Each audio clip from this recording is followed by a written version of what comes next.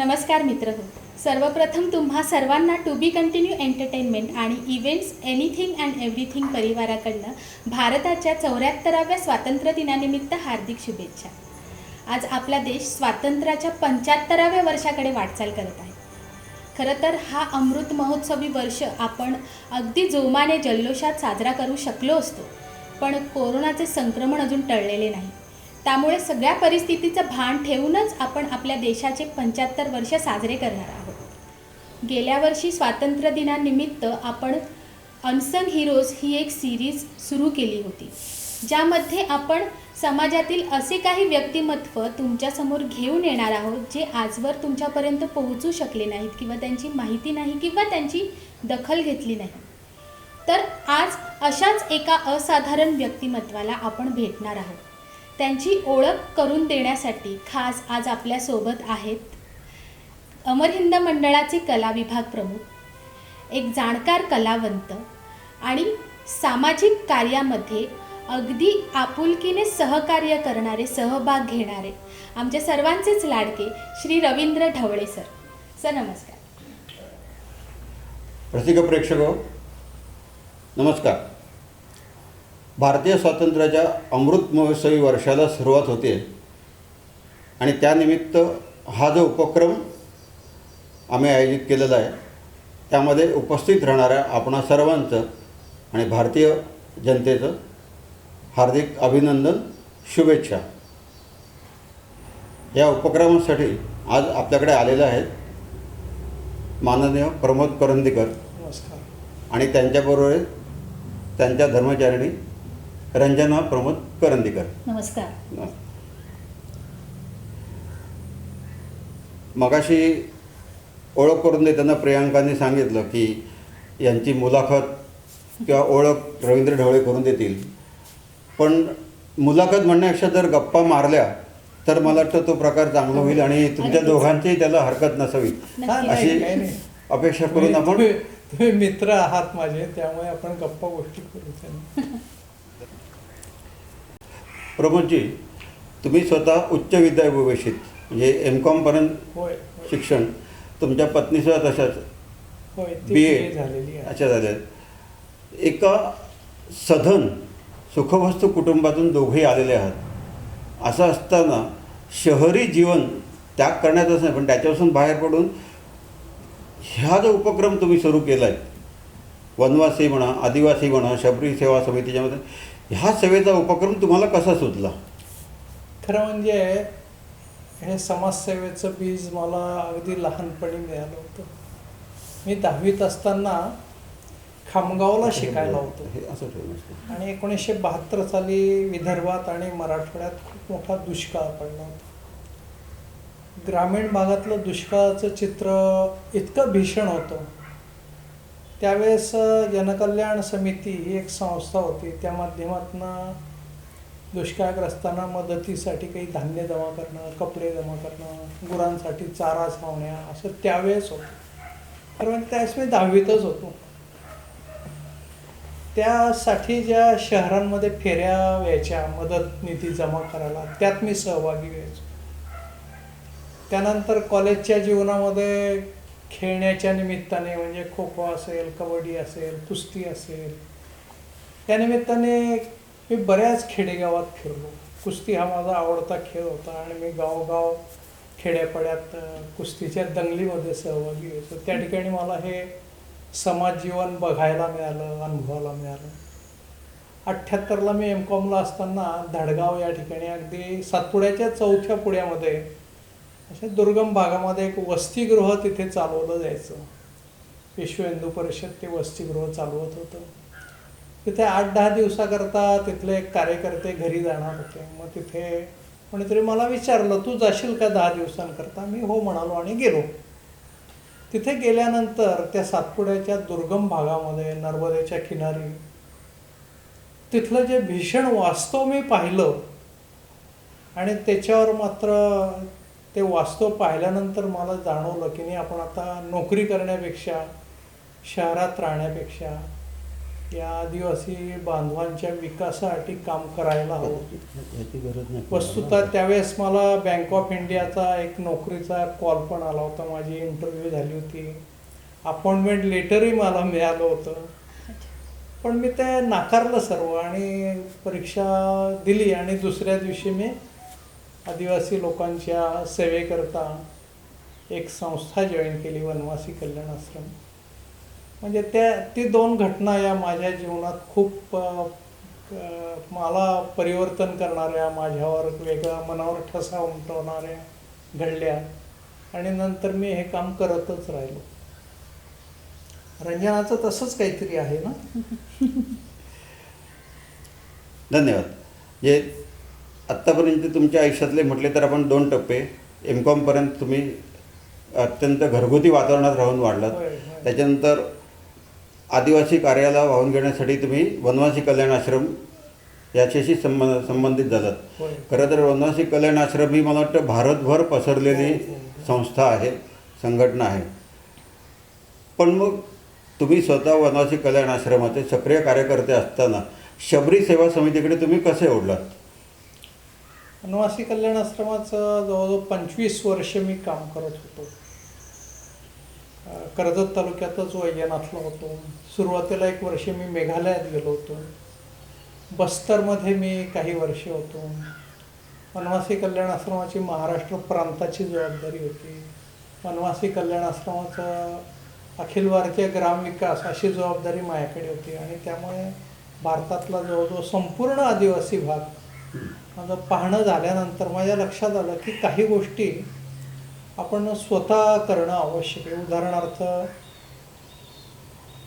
त्यावेळेस घडणारे कुपोषण आणि त्याच्यातनं होणारे बालमृत्यू. मी माझ्या डोळ्यांनी इतके बालमृत्यू पाहिले. अगदी लहान लहान मुलं, कोणीतरी मुलगा, एखादा 3 वर्षाचा मुलगा आणि त्याचं वजन फक्त 3 किलो आहे. कोणीतरी 3-3.5 वर्षाचाच आहे एखादा मुलगा, त्याचं वजन 4 किलो आहे. आणि त्यांचे मृत्यू मी माझ्या डोळ्यासमोर पाहिल्यानंतर मला वाटलं की आपण जे काही काम आत्ता करत आहोत, अखिल भारतीय जबाबदारी घेऊन आणि प्रवास करतो, त्याच्यापेक्षा आपण स्वतः या कामात पुन्हा नव्याने जॉईन करावी, नवीन संस्था करावी आणि हे जे बालमृत्यू होत आहेत ते थांबवावे. म्हणून मी वनवासी कल्याण आश्रमातून बाहेर पडलो. शबरी सेवा समिती अशी संस्था सुरू केली आणि सुरुवातीला 5 गावं, नंतर संपूर्ण कर्जत तालुका, असं करत करत आज आमचं जवळजवळ 10 ते 12 तालुक्यात कुपोषण निर्मूलनाचं काम चालू आहे. आणि त्याच्यावर अन्य अनेकही काम चालू आहे. पण त्या घटना माझ्या डोळ्यासमोर घडल्या बालमृत्यूच्या. आणि त्या घटना घडल्यामुळे मला वाटलं की नाही, आपण या कामाला पण न्याय दिला पाहिजे. आणि म्हणून मी शबरी सेवा समिती अशी वेगळी संस्था सुरू केली. म्हणजे एका अर्थाने म्हटलं तर वनवासी कल्याण आश्रम आणि शबरी सेवा समिती या दोन्ही संस्था किंवा संघटना म्हणायला हरकत नाही, ग्रामीण भागातल्या लोकांच्या प्रगतीसाठी किंवा त्यांच्या उद्धारासाठी काही ना काहीतरी सतत कार्यरत आहेत.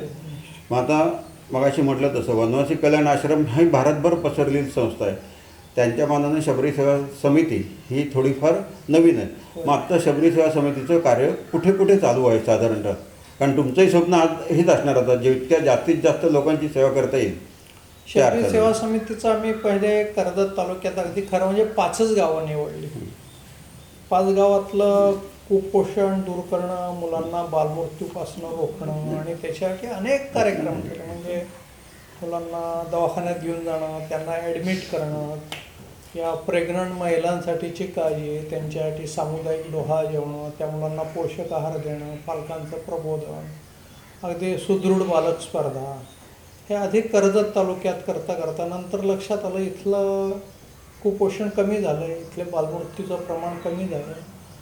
मग या ठिकाणी आम्ही बालशिक्षण असा विषय सुरू केला, महिला जागरण असे काही विषय सुरू केले. मग इथनं मुरबाड तालुका जवळ आहे, त्याच्यापुढे शहापूर तालुका आहे, त्यानंतर जव्हार तालुका आहे.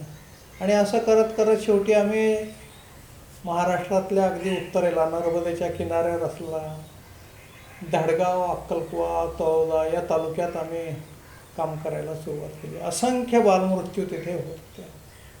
पण ठरवलं की नाही, आपल्या सर्वात जास्त आवश्यकता आपल्या संस्थेची, या सातपुड्याच्या डोंगरांमध्ये आहे. मग आम्ही या 3 तालुक्यात खूप मोठी शक्ती लावून संघटन उभं करून आज खूप मोठं काम दडगाव, अक्कलकुवा आणि तळोदा या 3 अगदी दुर्गम आणि डोंगराळ भागात करतो. थोडक्यात रायगड, ठाणे, पालघर, नंदुरबार, होय धुळे असे 5 जिल्हे आपण महाराष्ट्रातले. होय नाशिक जिल्ह्यातही आमचं काही काम आहे. त्यानंतर शिरपूर म्हणजे धुळे जिल्ह्यातल्या शिरपूर तालुक्याच्या पुढे जो सेंधवा तालुका आहे तिथेही आमचं मध्य काम प्रदेश. आहे. गुजरातमधला काही डेडियापाडा वगैरे असा जो त्याला लागून असलेले भाग आहे तिथेही आमचं काम आहे. अशा जवळजवळ 10-12 तालुक्यांमध्ये शबरी सेवा समितीचं काम आता अगदी व्यवस्थित चालू आहे. आता मी एक रणजितताई होय. प्रश्न विचारतो. कुठली संस्था किंवा संघटना चालवायची म्हटली तर कार्यकर्ते लागतातच, तेही निस्वार्थ कार्यकर्ते लागतात. तर याबाबतीत तुमचा अनुभव काय आहे? कारण आता ज्या ठिकाणी आपण आहोत ही आश्रमशाळा जरी चालवायची म्हटली तर इथे कमीत कमी 10-12 जणं तरी लागणार. तर हे तुम्ही कसं जमवून आणलं आहे, त्या तुम्हाला हे कसं जमतं आहे, मनुष्यबळ कसं उभं केलं? कोणतीही संस्था चालवायची किंवा काम प्रत्यक्ष आपल्याला आदिवासी समाजामध्ये आमचं आहे त्याच्यामुळे तिथे काम उभं करायचं तर सगळ्या ठिकाणी काही आम्ही नाही जाऊ शकणार. त्यामुळे स्थानिक स्तरावरती कार्यकर्ते उभं करणं, माणसं त्याची उभी करणं हे तसं म्हटलं तर तसं अवघड काम असतं. पण समाजात चांगलं काम करावं असं वाटणारी ही चांगली माणसं आहेत ना, त्याचा शोध घ्यावा लागतो.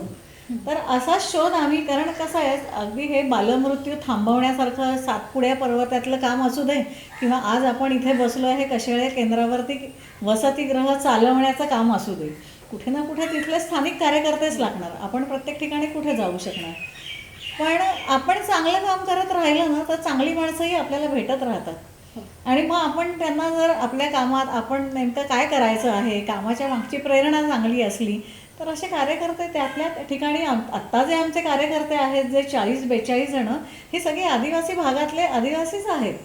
जे तरुण आहेत, महिला आहेत, काही लग्न झालेले आहेत, हे तिथूनच आम्ही त्यांचा शोध घेऊन मग त्यांचं थोडंसं संस्थेला अनुकूल असं त्यांचं काम कसं होईल ह्याच्यासाठी थोडं त्यांचं प्रशिक्षण करून त्यांचे कामाच्या प्रेरणा वेळोवेळी त्यांच्या काय काय आहेत त्याचं एक प्रशिक्षण करत आणि तिथलेच कार्यकर्ते मिळालेले आहेत.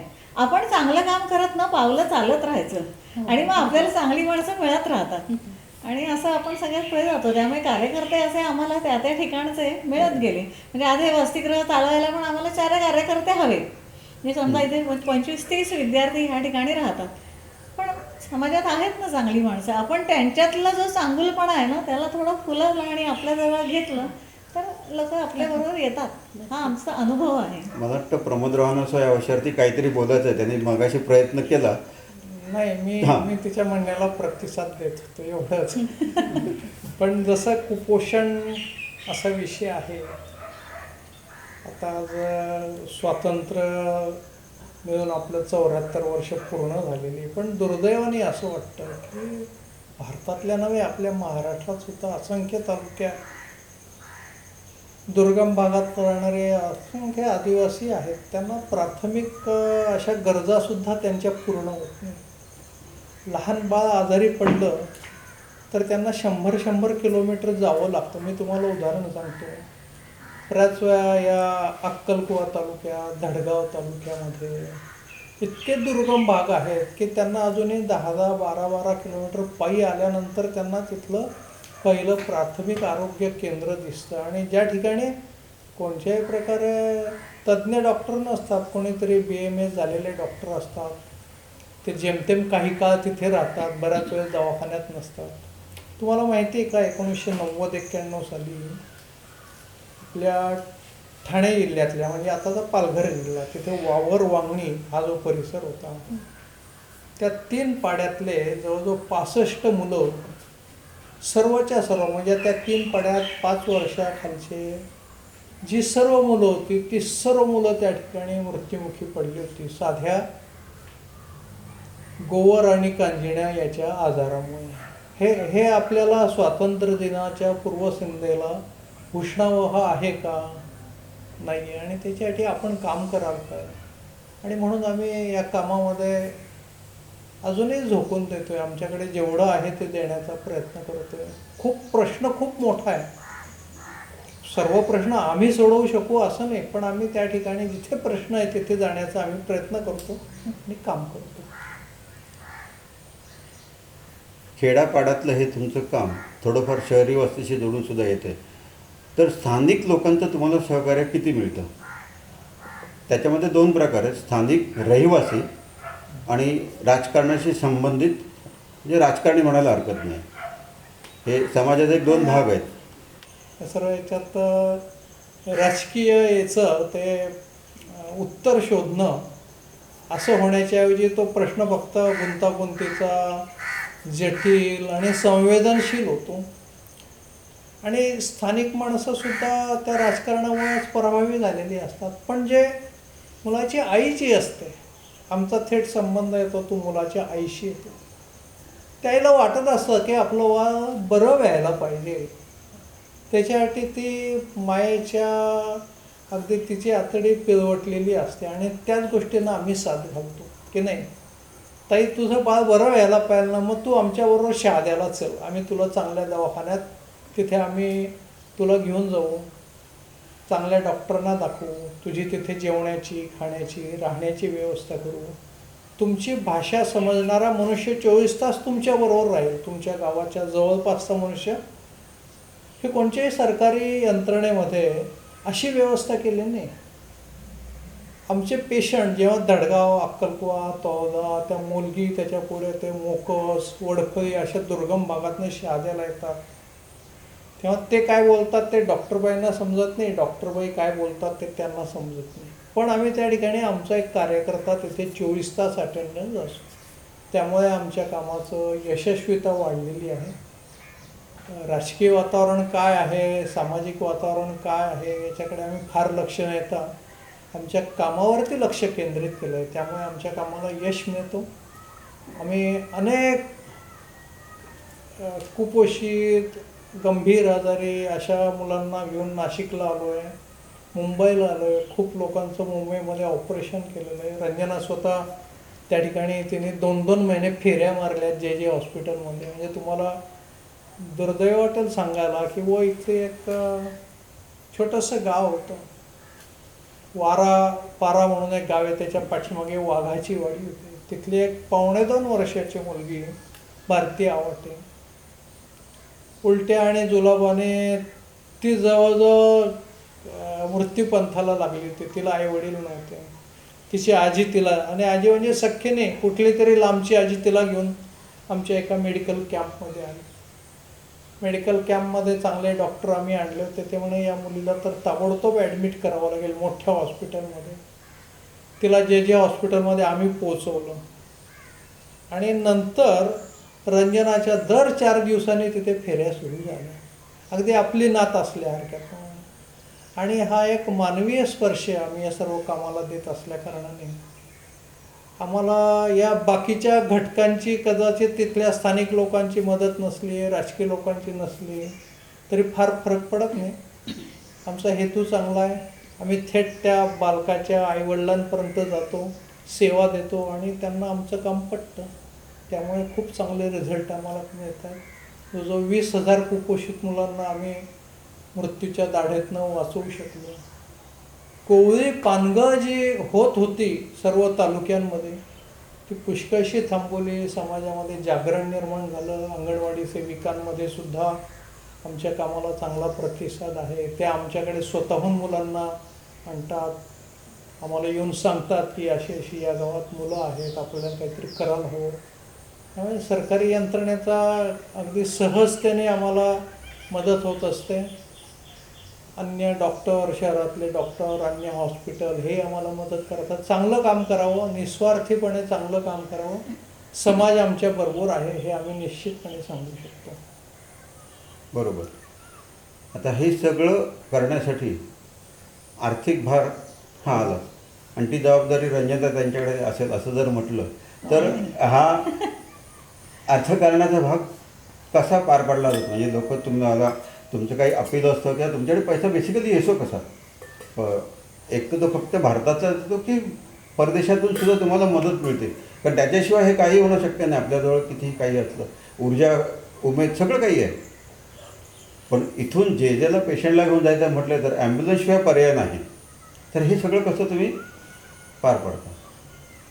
नाही, तसं हे सगळ्या कामाला आर्थिक तर असल्याशिवाय काही आपण करूच शकत नाही. आणि ते काही एकट्या कोणाचं काम नसतं, म्हणजे ते माझ्याकडे जबाबदारी आहे असंही नाही. ते शबरी सेवा समितीचं काम जेव्हापासून सुरू झालेलं आहे आणि आत्ता यांनी सांगितलं त्याच्याप्रमाणे की आपण खूप अत्यंत प्रामाणिकपणे निष्ठेने, आणि हे आमचं काम आहे असं जेव्हा आपल्या लोकांच्या समोर येतं ना, त्यावेळेला लोक पण समाजातली अशी आहेत ना की ज्यांना असं वाटत असतं की अशा ठिकाणी तळागाळातले काहीतरी प्रश्न आहेत आणि आपण त्यांना मदत करू शकतो का. पण त्यांना एक विश्वास असलेली एखादी संस्था किंवा प्रॉपर माणूस लागतो की हां, आम्ही ह्याच्याकडे दिली मदत तर हे निश्चितपणे ज्या कामासाठी आहे तिथे खर्च होईल. मला असं वाटतं की आता गेली जवळजवळ 40-42 वर्ष आम्ही दोघंही जण आदिवासी क्षेत्रामध्येच काम करतो आहे. त्यामुळे तर लोकांचा विश्वास आहे की आज एवढी वर्ष हे त्याच ठिकाणी काम करता आहेत आणि दिसतं डोळ्यांना. म्हणजे आज आम्ही आजारी कुपोषित मुलं नेऊन हॉस्पिटलला नेली, बरी गेली, दिसत आहेत. आमच्या बालवाड्या चालू आहेत, आमच्या अभ्यासिका चालू आहेत, किंवा हे आमचं इथलं वसतिगृह चालू आहे. लोक डोळ्यांनी बघतात. त्याच्यामुळे लोकांच्या पूर्ण मदतीवरच हे काम ठेवलेलं आहे. कुठेही सरकारचा एक पैसासुद्धा अनुदान ह्याला घेत नाही. 1 रुपया पण कोणत्याही प्रोजेक्ट करता अनुदान घेत नाही. पुन्हा मगाशी म्हणले तसे आपण चांगलं काम करावं, समाज आपल्याबरोबर असतो, तसा आमचा अनुभव आहे. सगळ्यात जो माणसं जोडणं कामासाठी, म्हणजे प्रत्यक्ष काम करण्यासाठी पण माणसं जोडणं, निधीसाठी माणसं जोडणं, हे या सगळ्याची हातोटी आहे त्यांच्याकडे. माणसं जमा करण्याची एक कला म्हणण्यापेक्षा ती एक स्वभाव लागतो. कला म्हणण्यापेक्षा तो एक स्वभाव आहे. त्यामुळे ते खूप जणांना जोडून घेतात. एक भाग असा आहे, मी आत्तापर्यंत हे काम सुरू केलं, एकदाही कोणत्याही माणसाला सांगितलेलं नाही की हे आमचं काम आहे, तुम्ही पैसे द्या. शबरी सेवा समितीचं काम सुरू झाल्यानंतर सुद्धा काम करत गेलो, पण या कामाला एवढे पैसे लागते, तुम्ही पैसे द्या म्हणून त्याच्यासाठी अपील करणं, त्याच्यासाठी आव्हान करणं, पत्रकं छापणं असं मी केलेलं नाही. कोणत्याही माणसाला तुम्ही देणगी द्या या कामाकरता हे सांगण्याकरता मी फोन केलेला नाही आहे. आम्ही काम करतो, पुढे जातो, लोकांसमोर फक्त काम ठेवतो आणि लोकांनी भरभरून पैसे दिलेले आहेत. अगदी गेल्या वर्षी रायगड जिल्ह्यात वादळ झालं. रायगड जिल्ह्यात वादळ झाल्यानंतर आम्हाला वाटलं रे एवढं मोठं वादळ झालं, शेकडो घरांवरचे पत्रे उडून गेले गेल्या वर्षी. त्यात खूप असंख्य गरीब लोक होते, मग त्यांना आपण पत्रे बसवून द्यावे घरांवर. आम्ही लगेच तिथल्या कामाला लागलो. आम्ही जे काम केलं ते लोकांना सांगितलं. लोकांनी इतकी भरभरून मदत केली की आम्हाला सांगावं लागलं की आता पैसे पाठवणं बंद करा, कारण आम्ही घेतलेलं काम आम्ही जे लक्ष ठरवलं होतं 5 गावातली संपूर्ण घरांवर पत्रे लावून द्यावं त्या आदिवासी लोकांचे, ते सर्व पत्रे लावणं पूर्ण झालेले. तुम्ही आता मदत पाठवू नका असं शेवटी आम्हाला सांगावं लागलं. मगाशी म्हणालात ना माणसं जोडण्याचं, त्यांचं एक वैशिष्ट्य जवळून बघितलं होतं. म्हणजे ज्या कंपनीत मी नोकरी करत होतो, जे सर्वसामान्य लेवलची माणसं ठीक आहे, ते एकमेकांना जवळ जाऊ शकतात. पण आमच्या कंपनीचे व्हाईस चेअरमन आणि मॅनेजिंग डायरेक्टर KV चौबळ म्हणून, त्या ग्रहस्थांना जेव्हा आपलं कोठिंब्याचं काम आवडलं ते इकडे आलं होतं. आणि मला स्वतःला अजूनही त्याचं आश्चर्य वाटतं, तिथे जेवायला सगळे मांड्या घालून खाली पंक्तीवरती बसलेलं होतं.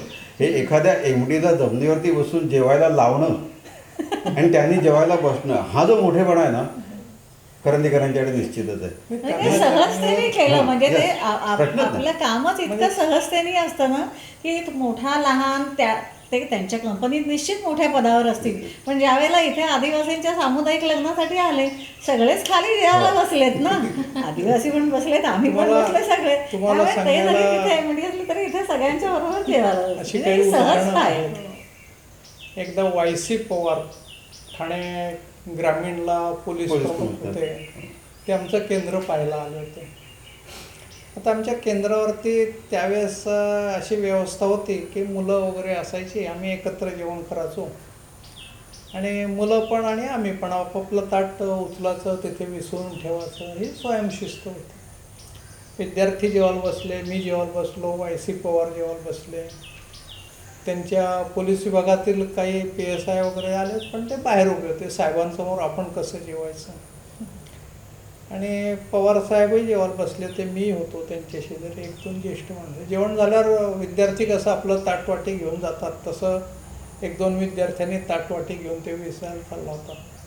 पवारसाहेबांनी पाहिलं, त्यांनी पण त्यांची ताटवाची उचलली आणि ते ताटवाटी विसरायला घेऊन चालले होते. हे पाहिल्यावर तिथले PSI पोलीस अधिकारी धावत आले की बुवा आपले आयुक्त जर ताटवाटी होते धावत आले. ते म्हणाले नाही म्हणून मुलं उचलता येत नाही. अजून एक उदाहरण आहे, रायगड जिल्ह्याला जिल्हाधिकारी श्रीकांत देशपांडे होते, IAS ऑफिसर. ते आमच्याबरोबर एकदा असंच एक कार्यक्रम होता, लोकांचे प्रश्न अडचणी सोडवण्याचा. अगदी माझ्या शेजारी जेवायला बसले, अगदी ताटवाटी सतरंजी आणि वरण भाताचं जेवण. आम्ही तिथे साध्या वरण भाताचं जेवण आम्ही तिथे जेवलो. बुवा हे जिल्हाधिकारी येणार आहेत म्हणून त्यांची जेवणाची वेगळी व्यवस्था करा, बाकीच्या लोकांची वेगळी जेवणाची व्यवस्था करा, असं कुठेही माझ्याही मनात येत नाही आणि वेगळी व्यवस्था कुठेच आम्ही करत नाही. चव्हाण साहेब जेव्हा आले होते तेव्हाही माझ्या लक्षात येत नाही की हे चव्हाण साहेब यांची जेवणाची वेगळी व्यवस्था करा. काय नाही बस, आपण सर्वजण हे आदिवासी लोक आहेत तसंच आपण आहोत. आदिवासी लोक आहेत तसंच आपण आहोत. त्या दिवशी आपल्याला तिथे जेवायला बसायचं आहे, लग्नाच्या दिवशी तिथे जेवायला बसले. अजून एक उदाहरण तुम्हाला सांगतो. इथले अजून एक IAS ऑफिसर, ते जागतिक बँकेत आता त्यांची निवड झालेली आहे आणि 2005च्या पुरानंतर त्यांनी इकडे आमच्या कामाला भेट दिली होती. मणिंदर सिंग गिल म्हणून खूप मोठे अधिकारी आता जागतिक बँकेत खूप मोठ्या पदावर आहे. आणि आम्ही कुपोषित मुलांना पोषक आहाराचं धान्य घेऊन, आणि 2005चा 26 जुलैचा पूर नुकताच येऊन गेलेला होता आणि सर्वीकडे चिखल वगैरे असं होतं. गोखले साहेबही आमच्याबरोबर होते. ते मुंबईचे आयुक्त होते काही वर्ष. आता गोखले साहेब रिटायर झालेले होते, त्यांचं वय होतं, त्यामुळे त्यांना काही चिखलातनं जाणं वगैरे जमणार नव्हतं, कारण अगदी गुडघ्या इतकं चिखल होतं. पण मी माझे कार्यकर्ते सहकारी अनिल पवार, अजून एक पंढरी ठोंबरे, असे आम्ही कार्यकर्ते गिल साहेबांना म्हटलं आम्ही पोषक आहार देऊन येतो तिथे, तुम्ही तोपर्यंत गाडीत थांबा आणि त्यातल्या काही मुलांना बोलवतो कार्यकर्त्यांना, आदिवासी लोक भेटायला येतील तुम्हाला. गिल साहेब म्हणाले क्यों भाई, मैं भी आ सकता हूँ आपके साथ में. त्यांना म्हटलं की वा इथे चिखल आहे वरात. त्यांनी छानपैकी आपली पॅन्ट गुडघ्यापर्यंत वरती उचलली, बूट गाडीत ठेवले आणि एवढ्याल्या चिखलातनं 2 हातात 2 वजनाच्या पिशव्या घेऊन हे जागतिक बँकेचे मोठे अधिकारी त्या मिरचुलवाडीत आम्ही गेलो. हे चित्र तुम्हाला दिसेल का? नाही दिसणार. सर्वसामान्यपणे अशी चित्र समाजाला दिसत नाही. एखादा IAS अधिकारी आला तर त्याच्या पुढे खूप माणसं धावत असतात. त्याला त्या कुपोषित मुलांना इकडे आणून त्यांच्या पुढे आणलं असतं, दाखवलं असतं. पण आम्ही नाही केलं. बुवा तुम्हाला जमणार नसेल तर येऊ नका, आम्ही जाऊन पोषक आहार घेऊन येतो. आणि मोठी माणसंसुद्धा त्यांच्या मनात एक चांगुलपणा असतो आणि त्यांनासुद्धा आपले मुखवटे कुठेतरी नकोशे वाटत असतात. त्यामुळे ते मोकळेपणाने आमच्याबरोबर अगदी मोकळेपणाने वागायला राहायला असं तयार असतात. त्या मोकळेपणाला मी साथ देण्याचा प्रयत्न करतो. एवढंच. हे तुमचं आर्थिक गणित कसं सोडवतं हे आपल्याला कळलं, मनुष्यबळ तुमच्याकडे कसं आहे हे कळलं. मग आता तुमचे फ्युचर प्लॅनसुद्धा काही असतीलच, म्हणजे भविष्यकाळात तुम्हाला अजून वेगळं काही करावं असं वाटतं का, ह्याच्यातच पुढचं काय? आणि ह्या उत्तरावरती साधारण आपण आजच्या मुलाखतीत समारोप करतोय असं समजूया. खरं म्हणजे पुढचं काय असं आम्ही प्लॅन कधीच करत नाही. जे प्रश्न येतात, जे निर्माण होतात, त्याला सामोरं जायचं असं. त्यामुळे मी शबरी सेवा समितीची स्थापना सुरू केली, म्हणजे केली संस्था. त्या कुपोषण हा विषय समोर दिसत होता. नंतर लक्षात आलं कुपोषण जिथलं कमी तिथे काय करायचं, मग तिथे आम्ही बालशिक्षण सुरू केलं. नंतर लक्षात आलं ठीक आहे बालशिक्षण कुपोषण या विषयावर काम करतोय, पण महिलांचं प्रबोधन व्हायला पाहिजे, महिलांसाठी कार्यक्रम सुरू केले, महिलांना रोजगार मिळाला पाहिजे म्हणून आम्ही शिवणकामाचे काही वर्ग, त्यातनं आम्ही जे शिकवलेले जे शिवणकामाचे वर्ग होते त्यातनं जवळजवळ 400 महिला त्यांच्या पायावर आहेत. प्रवासात निघाल्यानंतर तिथे ज्या समस्या जाणवतात त्याच्यावरती आम्ही लगेच निर्णय घेतो की लोकांच्या जवळजवळ 800 एकर जागा ही ओलिताखाली आली. शेकडो कुटुंबांचं जे विस्थापन होतं हे थांबलेलं आहे. या शिरपूर तालुक्यामध्ये मोहिदा नावाचं गाव आहे. तिथल्या तरुणांनी माझ्यापुढे प्रश्न केला होता की आता 1.5 किलोमीटर अंतरावर पाणी वाहतंय की आपण इकडे आहोत. मी म्हटलं मला तर टेक्निकल माहिती काही नाही आहे, येईल की नाही. तो म्हणे ते का आमच्याकडे, पण पैसे भरपूर लागणार आहे. म्हटलं किती लागतील पैसे. ते म्हणे 4-4.5 लाख रुपये लागतील. मी ताबडतोब त्यांना सांगितलं की तुम्ही निम्मे पैसे जमा करा, आम्ही निम्मे पैसे. 16 शेतकऱ्यांनी 1 वर्षभरामध्ये निम्मे पैसे जमा केले. ज्या दिवशी त्यांनी निम्मे पैसे जमा केल्याचा फोन केला त्या दिवशीच मी इथनं निघालो, चेक घेऊन निघालो, कंपनीत गेलो, त्यांना उरलेले सर्व पैसे दिले. आज त्या गावामध्ये जवळजवळ 70-80 एकर जमीन ओलिता खालती आलेली आहे. एक इरिगेशन योजना तिथे राबली. मे महिन्यात एक पत्रकार धुळ्याचे तिथे गेले होते, त्यांना पाहायचं होतं. तिथे भुईमुगाचे ढीकच्या ढीक पाहिल्यावरती एका शेतकऱ्याला, संजय पावरा म्हणून एक शेतकऱ्याला, त्यांनी विचारलं की हा भुईमुग किती रुपयाचा असेल. त्यांनी सांगितलं कमीत कमी 70-80 हजार रुपये या भुईमुगाचे मला मिळतील म्हणून. आणि अशा बऱ्याच शेतकऱ्यांकडे त्या वर्षी त्यांनी उन्हाळी भुईमुग लागला होता. आता एवढं मोठं उत्पन्न, लाखो रुपयाचं उत्पन्न फक्त आमच्या 2 ते 2.5 लाख रुपयाच्या मदतीने आलेलं आहे. आमची मदत किती आहे फक्त. त्यामुळे आपली मदत कमी असते. शेतकऱ्यांच्या उत्साहाला, त्यांच्या कष्ट करणाऱ्याला, त्यांच्या पुढे जाण्याला आपण मदत केली पाहिजे. एक अपंग बाई आम्हाला तिथे नवापूर तालुक्यात भेटली. तिचा टोपल्या सूप असं करण्याचा उद्योग होता. अपंग होते, दोन्ही पाय इथनं नव्हतं. तिला आम्ही काही धान्य वगैरे दिलं. ते म्हणे मला धान्य वगैरे नको देऊ म्हणे, पण माझ्या घराचं जे छप्पर आहे ते गेले 20-25 वर्ष काही मला दुरुस्त करता आलं नाही म्हणे. मी रोज कमवते ते माझ्या टोपल्या करून कमवते म्हणे, पण माझं छप्पर काही मला दुरुस्त करता येत नाही. आम्ही ताबडतोब 15-1 हजार रुपयाचे पत्रे घेतले, तिच्या घरावर पत्रे लावून दिले. असे सुख होते. त्यामुळे त्या माणसाच्या उद्यमशीलतेला, त्या माणसाच्या कष्टाला, त्यामुळे कोणत्याही प्रकारचा पुढचं प्लॅन किंवा पुढची योजना न ठरवता समोर जे प्रश्न दिसतील, मला असं नव्हे, आमच्या कार्यकर्त्यांना समोर जे प्रश्न येतील त्याच्यावर आम्ही ताबडतोब निर्णय घेतो आणि मदत करतो. ती माणसं पुढे व्हावी, ती माणसं स्वावलंबी व्हावी. म्हणजे यावर्षी आमच्या जव्हार तालुक्यातल्या कार्यकर्त्यांनी सांगितलं की आपण आता मत्स्यपालनासाठी मदत करू, कारण गेल्या 2-3 वर्षात आम्ही काही प्रयत्न करून कार्यकर्त्यांनी त्यांना प्रेरणा देऊन जवळजवळ 25 ते 30 ठिकाणी त्यांनी शेततळी बांधलेली आहेत सरकारी योजनेतनं मदत घेऊन. एका कार्यकर्त्याच्या डोक्यात आलं की शेततळी बांधलेलीच आहे, मग त्यांना आपण मत्स्यबीज देऊ. आम्ही लगेच होकार दिला आणि आज जवळजवळ 25 शेतकऱ्यांकडे मत्स्यपालन केंद्र सुरू झालेलं.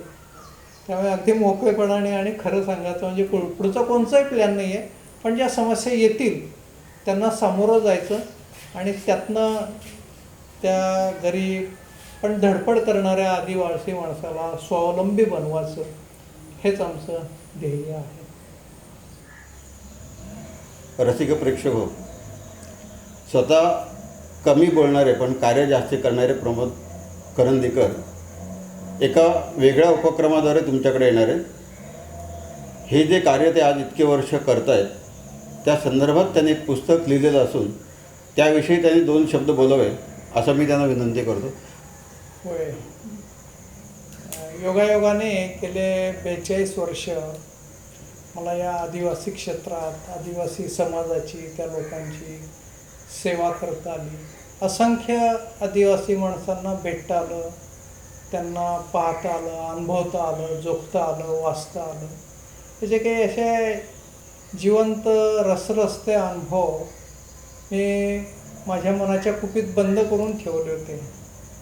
पण आता ते लिहिण्याचा प्रसंग आलेला आहे आणि शबरीपुत्र या नावाने मी काही साहित्यिक नाही, पण तरी माझ्या साध्या सरळ सोप्या भाषेमध्ये हे सर्व जिवंत आणि अस्सल अनुभव मी मांडण्याचा प्रयत्न करतो. ते मी लिहून काढलं आहे शबरीपुत्र या पुस्तकामध्ये. या पुस्तकाचा प्रकार 21 रोजी डोंबिवली येथील सुयोग मंगल कार्यालयामध्ये पुस्तकाचं प्रकाशन होईल.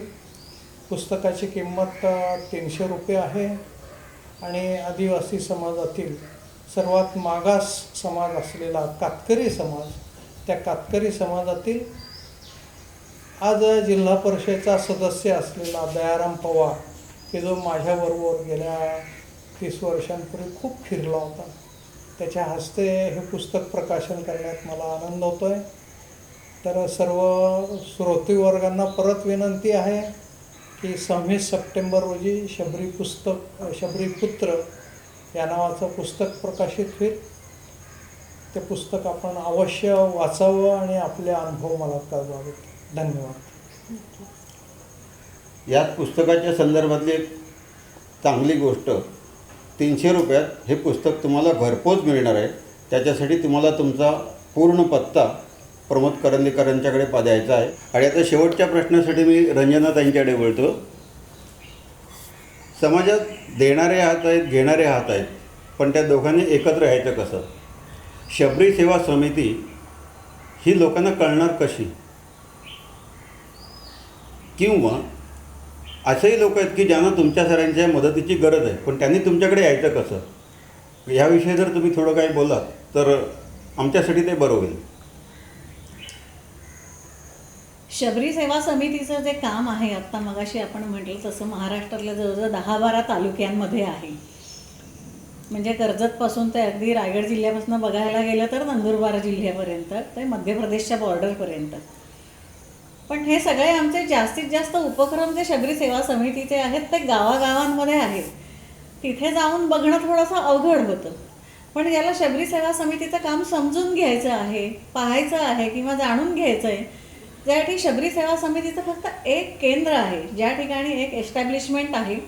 असं जे आपण आत्ता ह्या ठिकाणी बसलेलो आहे, रायगड जिल्ह्यातल्या कर्जत तालुक्यामध्ये, कर्जतपासून मुरबाड रस्त्याला एक 15 किलोमीटरवर कशेळे नावाचं गाव आहे आणि त्या ठिकाणी शबरी सेवा समितीचं केंद्र आहे. हे वसतिगृह आहे, त्यामुळे कधीही बंद नसतं. आमच्या दोघांपैकी कोणीतरी किंवा इथले जे कार्यकर्ते आहेत वसतिगृह बघणारे, हे निश्चित इथे ह्या ठिकाणी असतात. त्यामुळे ज्याला काम बघायचं आहे, समजून घ्यायचं आहे, ते प्रत्यक्ष शबरी सेवा समितीच्या ह्या केंद्रावर येऊन बघू शकतात. किंवा आमचे दोघांचे फोन नंबर पण आहेत, देऊ शकतो आपण, आणि ते आमच्याशी कॉन्टॅक्ट करू शकतात. दुसरं म्हणजे संस्थेचा ईमेल ID पण आहे आणि वेबसाईट पण आहे. वेबसाईटवर पण तुम्ही जाऊन बघितलं तर शबरी सेवा समितीचं काम कसं सुरू झालं, काय काय ॲक्टिव्हिटी सगळ्या चालतात किंवा आत्ता काय काय चालू आहेत, म्हणजे अपडेट आहे वेबसाईट. त्याच्यामुळे तुम्हाला त्याच्यातनं पण माहिती सगळ्यांना मिळू शकते. आणि प्रत्यक्ष केव्हाही आम्हाला फोन केला कोणत्याही वेळेला तरी आम्ही दोघंजणं फोनवर उपलब्ध असतो. त्यामुळे जरूर लोकांनी आमच्याशी संपर्क करावा. आणि किंबहुना मी तर आग्रहाने म्हणेन की अशासारखं काम एकदा नुसतं असं भाषणातनं ऐकून किंवा कदाचित होणार नाही, पण प्रत्यक्ष बघायला येणं आणि जाणून घेणं हे सगळ्यात जास्ती आवश्यक आहे. त्यामुळे मी सगळ्यांना आवाहन करते की तुम्ही जरूर हे आमचं काम बघायला शबरी सेवा समितीच्या केंद्रावर यावं आणि आमच्याशी संपर्क करावा. मॅडम, मला तुम्हाला एक प्रश्न विचारायचा आहे. मगाशी जसं तुम्ही म्हणालात की तुम्ही जवळपास 42 वर्ष हे कार्य करत आहात, म्हणजे तुम्ही मी म्हणेन तुमचं तारुण्यच या कामासाठी अर्पण केलात. पण आत्ताची जी तरुण पिढी आहे ती या कार्याकडे कशी बघते, किंवा तुम्हाला त्यांचं काही सहकार्य मिळतं का? त्यांची काही मदत तुम्हाला मिळते का? खरं आहे, आम्ही दोघांनी अगदी म्हणजे त्यांनी M.Com झाल्यावर आणि मी तर BAची परीक्षा दिल्या म्हणजे वयाच्या 21व्या वर्षी मी घर सोडून आपल्याला काहीतरी समाजाचं काम करायचं आहे म्हणून बाहेर पडलेली होती. तो निर्णय एवढ्या त्या वयामध्ये घेणं किंवा नंतर आम्ही दोघांनी लग्न करूनही हेच काम करत राहणं, हे एक त्या काळात म्हणजे विशेष होतं की आपण काहीतरी एक ध्येय ठरवलं आहे आणि त्यासाठी लग्न करून आम्ही दोघं, कारण मी एकटी मुलगी होते, मला कदाचित पूर्ण वेळ इतकं काम करायला परवानगी मिळाली नसती घरनं सुद्धा, किंवा एक मुलगी अशी किती वर्ष काम करेल असं. त्याच्यामुळे पण लग्न करून काम करता येईल आपल्याला जास्त काळ, याच्यामुळे आम्ही दोघांनी त्यावेळेला तरुण वयात निर्णय घेतला आणि केलं. अवघड असतं सगळं करणं, सोपी गोष्ट नसते, पण तरी आपला एक मनाशी निश्चय केला आहे ना, किंवा आपण दुसऱ्यासाठी ज्या वेळेला काहीतरी करत असतो ना काम, त्यावेळेला जो आपल्याला मानसिक आनंद मिळतो तो खूप वेगळा असतो. त्याच्यामुळे त्या सगळ्या त्या वयातलं तो एक जोश किंवा आपण झोकून देऊन करायचं आहे, ह्या सगळ्यातनं आपण खूप काही करू शकतो. ते एक तरुणपणाचं एक वय असतं की आपण काहीतरी धडपड करून म्हणजे अगदी 10 कामाचे 15 कामं करायची वेळ आली तरी करू शकतो. ही एक त्या वयातली उर्मी असते. तर त्यामुळे ते आम्ही करू शकलो आणि त्याचा आनंद आम्हाला निश्चित आहे. मला सुद्धा आताच्या तरुण वर्गाला खरं सांगावंसं वाटतं की खूप शक्ती असते. मला असं वाटतं की कदाचित ती आपण ओळखत नाही. आपल्यात किती शक्ती आहे तर ती जर ओळखली ना तर आज काय आणि कुठे केव्हाही काय सगळ्यांच्याकडे काही ना काहीतरी टॅलेंट असतंच ना की प्रत्येकात काहीतरी गुण असतात, प्रत्येकाची काहीतरी विशेषता असते. तर ती अशी आपण कुठेतरी ह्या सामाजिक कामाशी जोडू शकलो ना तर त्याचा मला वाटतं जास्त उपयोग होईल. माझ्याकडे काय आहे ते मी ह्या समाजाला काय देऊ शकतो असा विचार केला तर आपण जास्त चांगल्या रीतीने आपण त्याच्याशी जोडले जाऊ शकतो. त्यामुळे आज तरुण वर्गाकडे खूप टॅलेंट पण आहे. कुठे आज कला आहे, संगीत आहे, काय क्षेत्र अगदी ते पासून IT पर्यंत असेल सगळ्या क्षेत्रामध्ये सगळीकडे आहेत. तर पण त्यांनी त्यांचा उपयोग ह्या समाजासाठी जे उपेक्षित आहेत, दुर्लक्षित आहेत, जिथे आपण अजून पोचू शकलो नाही तिथे आपण काय करू शकतो. आज डिजिटल शाळा झाल्यात ना गावागावांमध्ये सुद्धा. मग आज ही सुद्धा तरुण वर्ग शहरातला सुद्धा तिथे जाऊन त्यांना चांगल्या प्रकारे मार्गदर्शन करू शकतो. क्रीडा क्षेत्रामध्ये कितीतरी मार्गदर्शन, आज वनवासी क्षेत्रात कितीतरी टॅलेंट आहे. पण मग शहरातले जर तरुण वर्ग इकडे आला आणि त्यांनी तिथे जर त्यांना काही चांगलं मार्गदर्शन केलं तर तिथून आहे. तर हे सगळं जोडलं जाण्याची खूप आवश्यकता आहे आणि तरुण वर्गाला तर मी नक्की आवाहन करेन की त्यांनी ह्या सगळ्यामध्ये निश्चितपणे यावं कामात.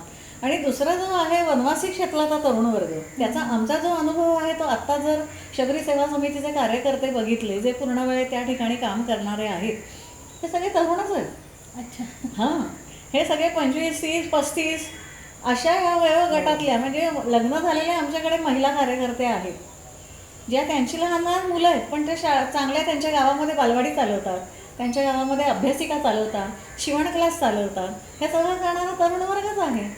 म्हणजे आहे पण त्यांच्यातलं मगाशी सुरुवातीला मी म्हटलं तसं आहे की त्यातला जो एक भाव आहे ना मनातला काहीतरी दुसऱ्यासाठी करण्याचा हा कुठेतरी जागवण्याची गरज आहे. त्यामुळे आमच्या महिला कार्यकर्ते वनवासी क्षेत्रातले अत्यंत उत्तमपणे काम करतात आणि आज त्यांच्यामध्ये इतका आत्मविश्वास आला आहे ना म्हणजे एखादी 10वी 12वी झालेलीच आमची कार्यकर्ती आहे तिथली अभ्यासिका घेणारी. पण ती जेव्हा अभ्यासिका घ्यायला लागली, गावात आणखीन 4 कार्यक्रम करायला लागली त्यावेळेला तिच्यात आत्मविश्वास आला. आपण आता महिला दिनाचे कार्यक्रम बघतो, जागतिक महिला दिन किती ठिकाणी साजरा मोठे मोठे कोणातरी एखाद्याचा सत्कार करणार. शबरी सेवा समितीचं वैशिष्ट्य काय आहे सांगू. शबरी सेवा समिती अगदी सातपुड्यातल्या डोंगरातल्या कपारीतल्या गावामध्ये सुद्धा जागतिक महिला दिन साजरा करते. अच्छा. आणि त्या सर्वसामान्य महिलेला वाटणं की मी एक महिला असून मी कोणीतरी आहे, माझं स्वत्व काय आहे ह्याची जाणीव नाही तर तिला नाहीच आहे. ती काय तिचं आयुष्य तसंच कष्ट करण्यामध्ये घर संसार मुलं बाळं सांभाळणं शेतीची कामं करणं यातच जातं. पण ही त्याच्यात सुद्धा माझी शक्ती काय आहे, मी एक स्त्री म्हणून माझी शक्ती काय आहे ही ती कधी म्हणजे ती कधी विचार नाही करत. पण हा आम्ही जागतिक महिला दिन जेव्हापासून साजरा करायला सुरुवात केली वनवासी क्षेत्रात त्या बायकांना इतका आनंद झाला की अरे हा असं पण आहे म्हणजे खरंच की मी पण माझ्यातल्या मीला कधी अजून मी ओळखलं नाही. मग त्या निमित्ताने काही कार्यक्रम करणं अगदी तरुण मुलींपासून म्हाताऱ्या बायकांच्यापर्यंत आम्ही सगळ्यांना एकत्र करतो की आजचा दिवस तुमचा आहे, तुम्ही स्वतःला ओळखा. मग काही नाही आज आपण एकत्र येऊ मजा करू. आज काही घरातली चिंता तुम्ही सोडून द्या सगळं काम बिम आणि आपण एकत्र येऊ.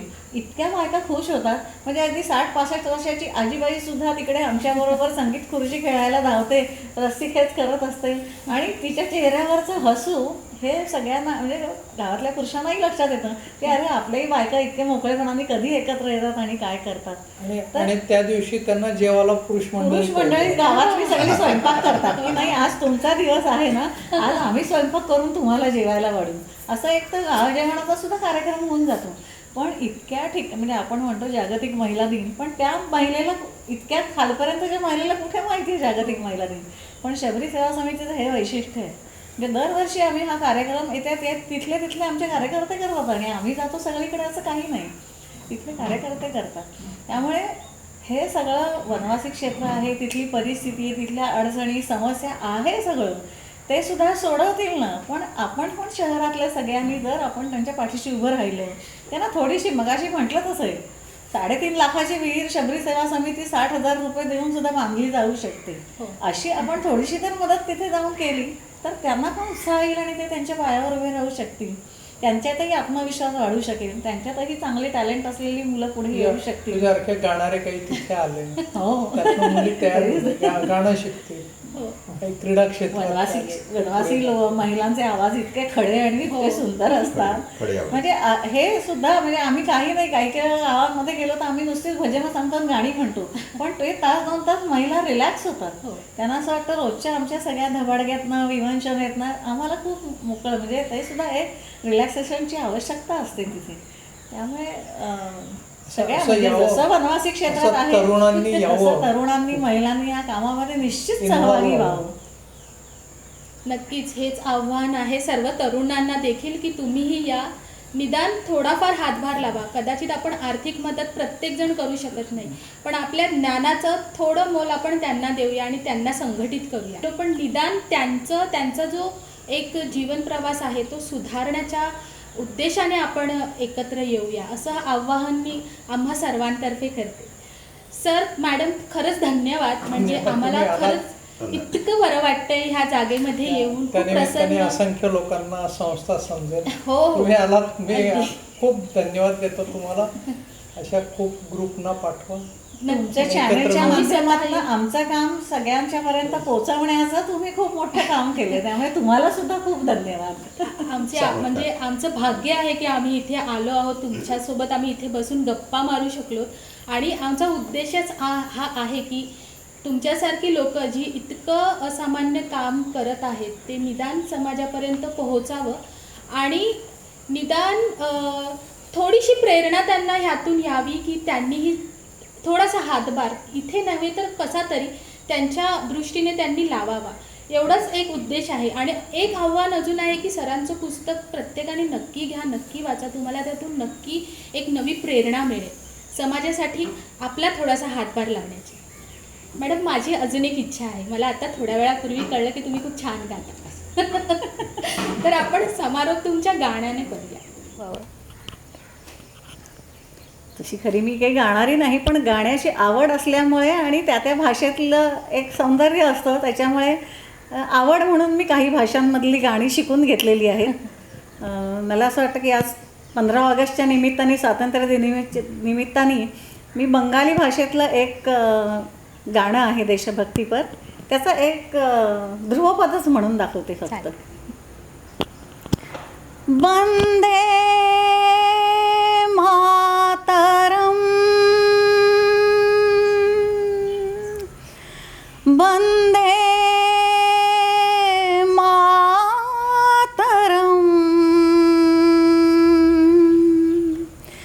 वंदे मातरम, वंदे मातरम।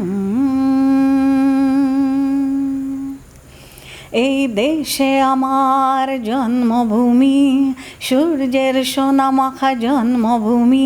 এই দেশে আমার জন্মভূমি, সূর্যের সোনামাখা জন্মভূমি। রক্তে রঙে আঁকা সবুজের স্নেহে ঢাকা জন্মভূমি।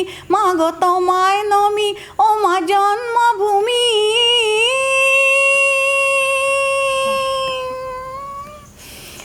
वंदे मातरम, वंदे मातरम, वंदे मातरम, वंदे मातरम। खूप छान, धन्यवाद. तुम्हा सर्वांना स्वातंत्र्य दिनानिमित्त हार्दिक हार्दिक शुभेच्छा. धन्यवाद.